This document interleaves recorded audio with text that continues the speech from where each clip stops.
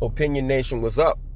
Go to artbyrico.com, hit like, share, and subscribe. If you're new to the channel, hit the alert bell so you can be abreast of all the videos that I upload. Once again, support the channel by going to artbyrico.com. That's RICCO.com. So I saw the movie Us about a week before it came out. Actually, I was at South by Southwest in Austin with another artist friend of mine selling his artwork, and you know, some kind of way he got tickets to go see the premiere of Get Out. Of Us. So I went with him, and I really didn't do a video review of the movie because we didn't really have an embargo against us. It's just that we there was really no way to describe the movie without giving a spoiler, because there was so many like the little hints and I guess plot twists that would ruin it for you.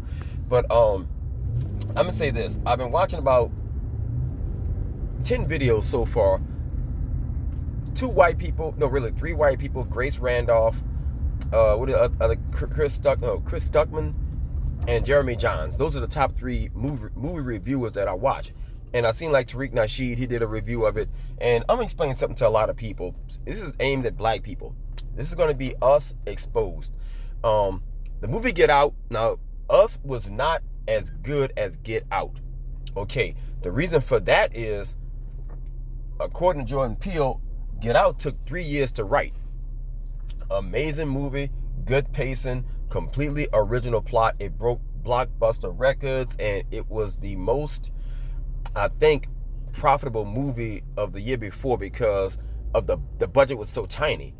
I think it went on to make like almost 300 million. Okay, so the movie Us, now this is where the exposed part comes from. I want you to understand the business side of Us.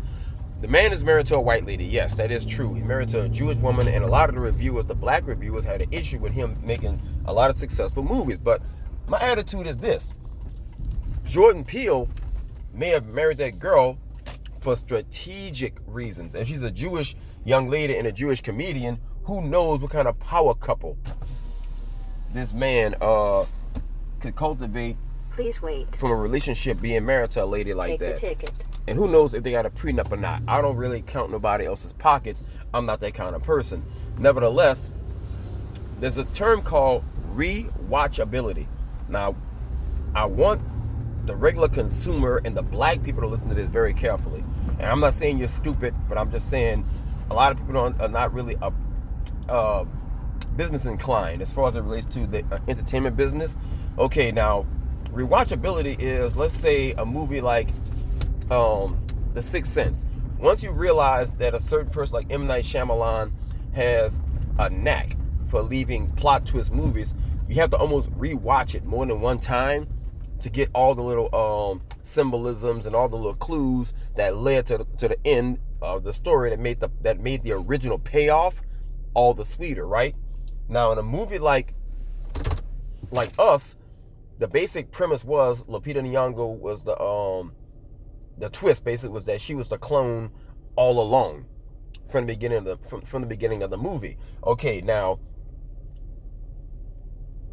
Jordan Peele, knowing that he had a lot riding from the success of Get Out, he purposefully made sure he put in enough pointless Easter eggs to get a lot of people talking about the movie and overhyping it to guarantee the success of it. The dollar bills, y'all.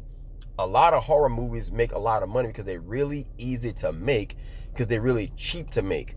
Okay?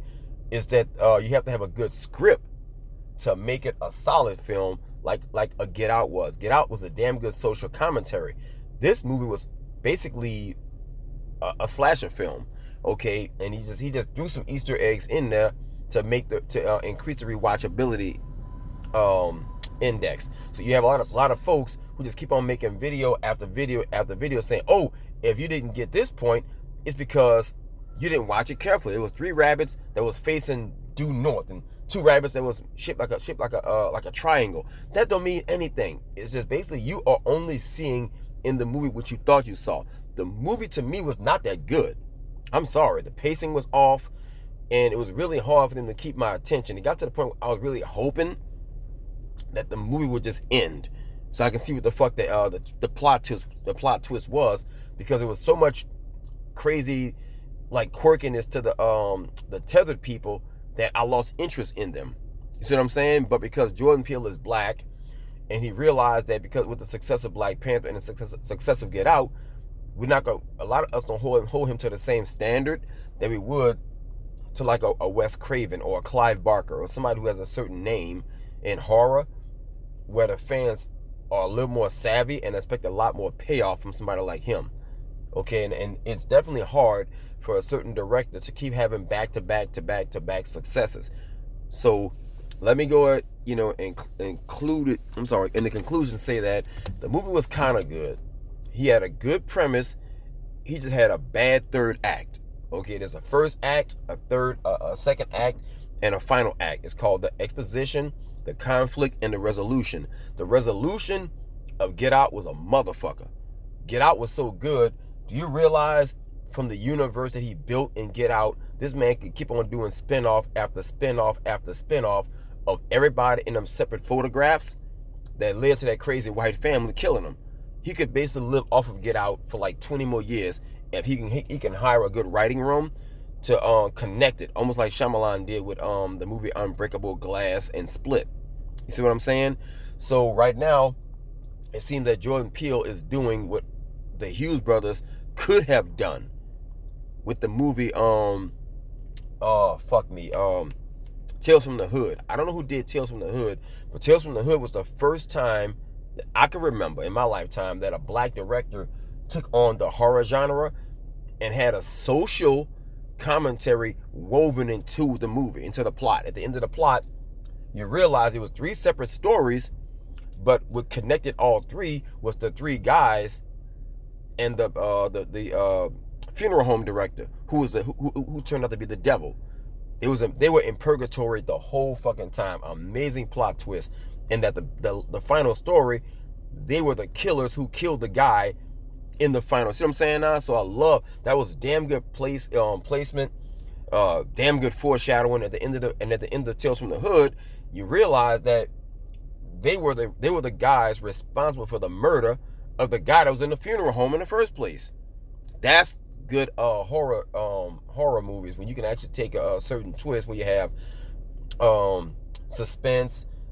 All the genres was included. You had the devil, the possession story. You had the slasher story. You had the child abuse story. You had the little devil dolls, the little voodoo dolls with the David Duke shit. So you had all these different symbolisms and different allegories told. It was funny, but there was a message at the end of the movie. Okay, and Jordan Peele, I think, tapped into that with today's wokeness, today's blackness, and with the ADOS, 2020 tangibles and all of that. So a lot of hashtags are trending, and I think he's really tapping into that. But I really hope that his third film, whatever it is, that from the Monkey Paw production people, that they really take their time to make sure that he get his pacing right, and that he writes an actual third act that delivers a better payoff. Anyway, guys, that should be it. Hit like, share, and subscribe. Put your comments in the section below, and I look forward to talking to y'all in the comment section.